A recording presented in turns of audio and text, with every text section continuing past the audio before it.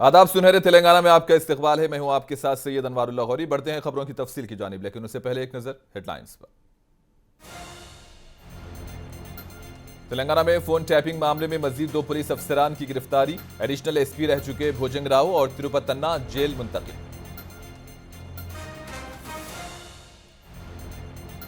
साबिक वजीर हरीश राव ने आबपाशी से महरूम किसानों की हालत जार सुनी। हुकूमत के अदम इक़दाम पर एहतजाज का दिया इंतबाह।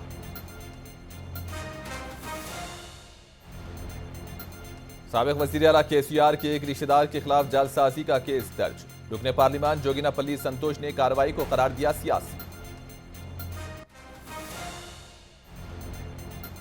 कांग्रेस पार्टी में स्पोर्ट्स पर्सन की बड़ी टीम हुई शामिल। हैदराबाद कांग्रेस के अक़लियती सीनियर कायदीन की तकरीब में शिरकत।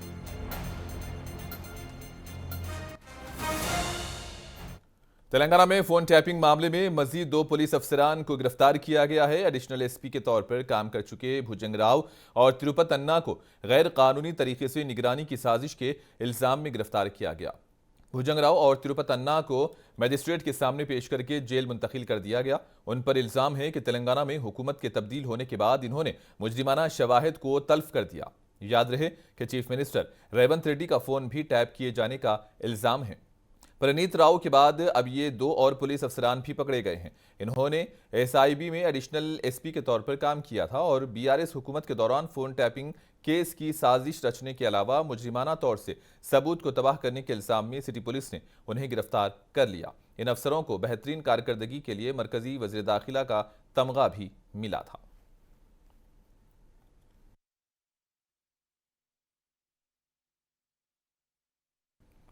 बंजारा हिल्स रोड नंबर 14 इलाके में वाक़ई एक जमीन पर कब्जे के इल्जाम में बीआरएस एमपी जोगिनापल्ली संतोष के खिलाफ केस दर्ज हुआ है और उनके खिलाफ बंजारा हिल्स पुलिस स्टेशन में एक केस दर्ज किया गया। मुलजिम साबिक वज़ीर आला के चंद्रशेखर राव के रिश्तेदार हैं।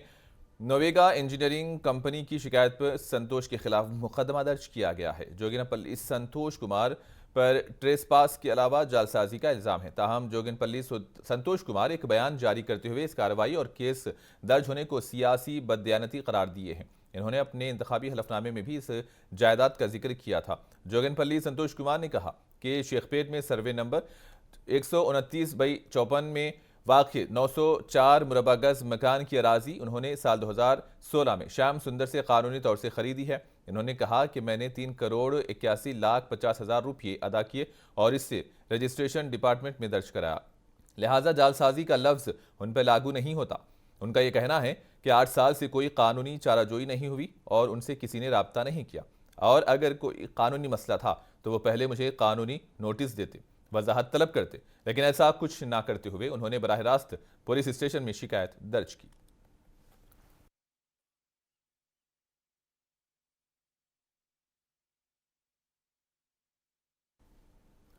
साबिक रियासती वजीर हरीश राव ने जनगांव जिले के पाराकुर्ती हलके में देवरापल मंडल के चिंताबाई टांडा का दौरा किया और यहां किसानों को दरपेश मुश्किलात के बारे में दरियाफ्त किया।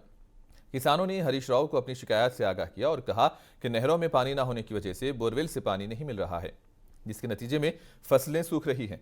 बीआरएस एमएलए हरीश राव ने कहा कि अगर कांग्रेस हुकूमत किसानों के मसाइल पर जवाब नहीं देगी तो वो चलो सेक्रेटरीट की कॉल देंगे। उनका कहना था कि किसानों के लिए डैमों के दरवाजे खोलें और उन्हें पानी दें, सियासी गेट खोलने से कुछ नहीं मिलेगा। इन्होंने कहा कि सीएम बीआरएस लीडरों के घर जा रहे हैं लेकिन किसानों के पास नहीं आ रहे हैं। हरीश राव ने इल्जाम लगाया कि कांग्रेस के इख्तिदार में आने के बाद 180 किसानों ने खुदकुशी कर ली और रियासत में 20 लाख एकड़ फसल सूख गई। हरीश राव के मुताबिक केसीआर के दौरे हुकूमत में यह सूरत हाल नहीं थी। ఎక్కడ బాయిలో పూడిక తీతకు క్రేన్లు కనబడలే.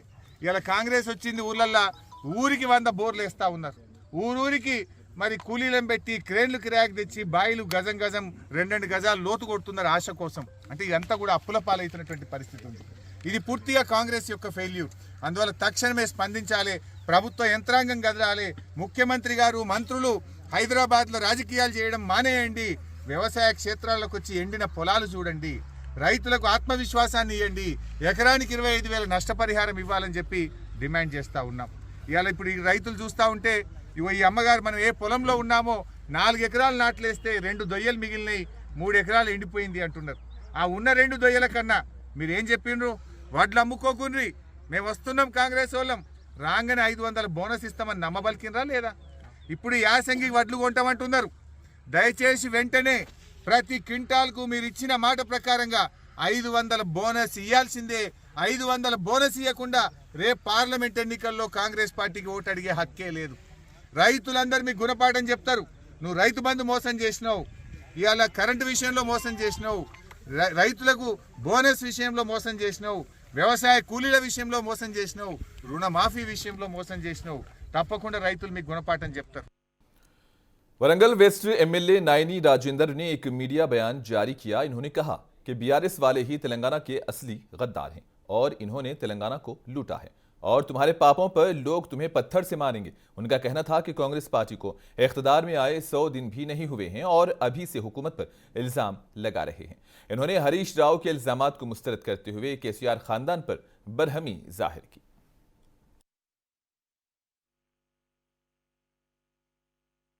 హరీష్ రావు గారు జనగాం జిల్లా పర్యటనలో మాట్లాడిన మాటలు చూస్తే నిజంగా కూడా ప్రజలు నవ్వుకుంటున్నారు. ఏమయ్యా, ఇంకా ఎవరిని మబ్బ పెడదామని తిరుగుతున్నారు? మేము వచ్చి 100 రోజులు కాలే, 10 ఏళ్ళు చేసినారు, 5 ఏళ్ళు చేసినా కానీ మేము మొన్ననే వచ్చినాం కదా అని మాట్లాడిన మీరు 180 మంది చనిపోయినరు. ఎక్కడ ఇంటే నవ్వుతారా? ఎవరిని రెచ్చగొడతానో? మీరు చేసిన పాపం, గత మీ పాలకుల పాపం వల్ల ఈ దౌర్భాగ్యం. ఇది కాళేశ్వరం మీ పాపం కాదా? మాట్లాడతాను కూడా అర్థం పర్థం లేకుండా నోటికి ఇంకా అధికారంలో ఉన్నారు అనుకుంటున్నారా? మొత్తం వెళ్తానే మీ చిట్ట గింత అసలు చెప్పిన లేనన్ని పాపాలు చేసినవి ఉన్నాయి. మీ కుటుంబానికి జిల్లాలో ఉండవలసిన పరిస్థితి ఇలా తెలంగాణ 7 లక్షల కోట్ల అప్పులు జరిగినాయి అంటే కారణమే మీ కుటుంబం. మీరు ఇంత దౌర్భాగ్యం చేసి ఏ ముఖం పెట్టుకొని వచ్చినవే? 100 రోజులైంది, 6 స్కీములలో ఏది ఇంప్లిమెంట్ కాలేదట. ఇలా మహిళలు బస్సులలో తిరుగుతుంటారు. ఇన్ని చేసుకుని ఇన్ని స్కీమ్స్లలో మేము చేసి పెడుతున్నాం. ఒక్కొక్క నియోజకవర్గానికి 3,500 ఇండ్లని చెప్పి మేము ప్రకటించి మేము ప్రారంభించినాం. ఇవన్నీ మర్చిపోయి कांग्रेस पार्टी के रुकन कानून साज काउंसिल जीवन रेड्डी की मौजूदगी में जगतियाल असेंबली हलके के मोती गांव से ताल्लुक रखने वाले बीआरएस के एमपी टीसीआर राजशेखर रेड्डी, साबिक नायब सरपंच वेंकटेश और दीगर ने कांग्रेस में शमूलियत इख्तियार कर ली। इस मौके पर जीवन रेड्डी ने कहा कि बीआरएस के दौरे हुकूमत में मिलर्स के इस्तेहसाल में इजाफा हो गया था, लेकिन अब दोबारा किसानों की हुकूमत आ गई है। कांग्रेस हुकूमत किसानों की फलाह व बहबूद के लिए काम कर रही है।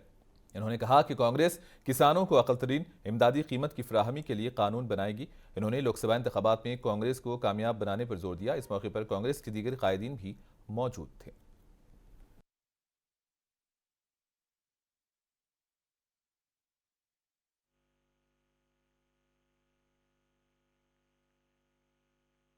మోడీ గారి ప్రభుత్వం ఏం చేసిందో వరి ధాన్య ధర గత 10 సంవత్సరాలలో 70% పెంచితే, యూపీఏ ప్రభుత్వం ఏం చేసిందో కాంగ్రెస్ పార్టీ 450 వరి ధాన్యం క్వింటల్ మద్దతు ధర 1300 చేసిందంటే 200% పెరిగిందని చెప్పండి. చెప్పవే ఏ పార్టీ నుంచిదే?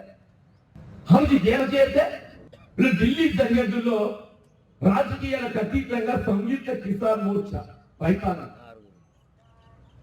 ప్రభుత్వం ఏం చేస్తుందో మద్దతు ధర ప్రకటిస్తుంది. ఆ మద్దతు ధరకు చట్టబద్ధత కల్పించండి. Minimum guarantee, minimum support price ఏదైతే ఉందో ప్రభుత్వం చట్టబద్ధత కల్పించాలి. कोच शफी समी और मशहूर रेसलर उबैद बिन अब्दुल्ला अल हाजरी, रेसलिंग चैंपियन अब्दुर्रहमान बिन अब्दुल्ला अल हाजरी और उनके साथ 400 से जायद स्पोर्ट्स से मुंसलिक अफराद ने कांग्रेस पार्टी इंचार्ज दीपादास मुंशी और कांग्रेस लीडर माधु याशकी गौड़ की मौजूदगी में कांग्रेस में शमूलियत इख्तियार की। दीपादास मुंशी और मधु याशकी गौड़ ने उनका पार्टी में इस्तकबाल किया। इस मौके पर रुकन कानून साज काउंसिल महेश कुमार गौड़, कांग्रेस पार्टी के कारवान इंचार्ज उस्मान बिन मोहम्मद अल हाजरी, मलकपेट इंचार्ज शेख अकबर और दीगर भी मौजूद थे।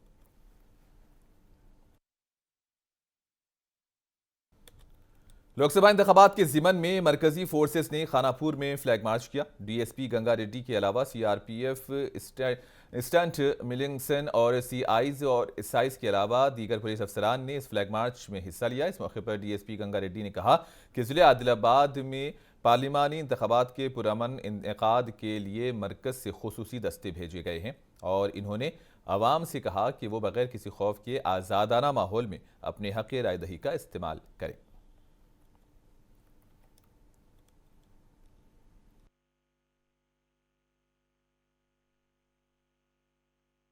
ఈరోజు ఖానాపూర్ పట్టణంలో ఈ ఫ్లాగ్ మార్చ్ కవాతు నిర్వహించడం జరుగుతుంది. ఈ కమింగ్ ఎలక్షన్స్, లోక్సభ ఎలక్షన్స్ దృష్టిలో పెట్టుకొని మనకు సిఆర్పిఎఫ్ బలగాలు మోహరించడం జరుగుతుంది. అందులో భాగంగా ఈరోజు కొత్త పట్టణంలో కవాతు నిర్వహించి పబ్లిక్కు అంటే ఏదైతే ఓటర్స్ ఉన్నారో వాళ్ళకు స్వేచ్ఛగా ఓటు వేసేందుకు వాళ్ళకు భరోసా కల్పించడానికి ఖానాపూర్ పట్టణంలో వీరు అసిస్టెంట్ కమాండెంట్ సిఆర్పిఎఫ్ మా సిఐ గారు అండ్ అడిషనల్ ఆర్ఐ గారు అందరి ఆధ్వర్యంలో ఈ కవాతు నిర్వహిస్తున్నాము. ప్రజలకు చెప్పేది ఏంటంటే మీరు స్వచ్ఛందంగా నిర్భయంగా వచ్చే ఎలక్షన్లో పార్టిసిపేట్ చేయండి. ఓటు హక్కు అనేది మన బాధ్యతగా గుర్తించి ఓటు వినియోగించుకోవాలని మనం చేస్తున్నాం. तारीखी मुकामात और ढांचों के करीब कचरे और सूखे पत्तों को जलाने से माहौल पर नुकसानदा असरात मरतब होते हैं, लेकिन वाईएसआर स्टेट आर्कियोलॉजिकल म्यूजियम के अमले को शायद इसकी कोई परवाह नहीं है। हालांकि उनके इस गैर कानूनी तरीक़ेकार से तारीखी इमारत को काफ़ी नुकसान पहुंचा। सरकारी सतह पर मुसलसिल लापरवाही की वजह से यहाँ ऐसी सूरत हाल पैदा हो चुकी है और इसके लिए जवाबदाह बनता कोई नज़र नहीं आता। यहाँ इस तरह कचरा जलाने इमारत की रंगत बिगड़ चुकी है और ऐसा लग रहा है कि आने वाली नस्लों के लिए ये कीमती सकाफती विरसे बाकी नहीं रह सकेंगे और उनके ज़ाय हो जाने का भी खतरा मंडला रहा है। पब्लिक गार्डन यानी कि बाग आम्मा में एक और गैर कानूनी मजहबी ढांचा खड़ा करने की कोशिश की जा रही है, जहां जवाहिर बाल भवन कंपाउंड में एक नई बुनियाद रखी गई है। इस पब्लिक प्लेस पर गैर कानूनी सरगर्मियों की वजह से लोगों में काफ़ी तशवीश पाई जा रही है और लोग सवाल कर रहे हैं कि आया सरकारी इंतज़ामिया की नाक के नीचे ये सब कैसे हो सकता है। कुछ लोगों ने यह खदशा जाहिर किया कि कहीं सरकारी इंतज़ामिया के लोग तो ऐसी गैर कानूनी सरगर्मियों की पुष्टपनाही नहीं कर रहे, क्योंकि हैदराबाद का काफ़ी तारीखी पार्क है और इसमें किसी भी किस्म की गैर कानूनी सरगर्मी सभी के लिए बाइस से तशवीश रहती है। खानापुर में अलेखिया नामी एक लड़की का एक नौजवान ने बेदर्दी से कत्ल कर दिया था। टीजेएस के सदर प्रोफेसर कोदंडराम ने अलेखिया के अरकान खानदान से मुलाकात करते हुए उनको पुरसा दिया और कोदंडराम ने हमले में शदीद जख्मी होने वाली एक और लड़की जया शीली की सेहत के बारे में मालूमात हासिल की। इस मौके पर कोदंडराम ने फास्ट ट्रैक कोर्ट कायम करते हुए अलेखिया के कत्ल में मुलव्विस श्रीकांत और दीगर 2 अफराद को सख्त सजा देने पर जोर दिया। इन्होंने कहा कि वो जख्मी जया शीली के मामले को हुकूमत से रुजू करेंगे ताकि इस लड़की को इंसाफ मिल सके।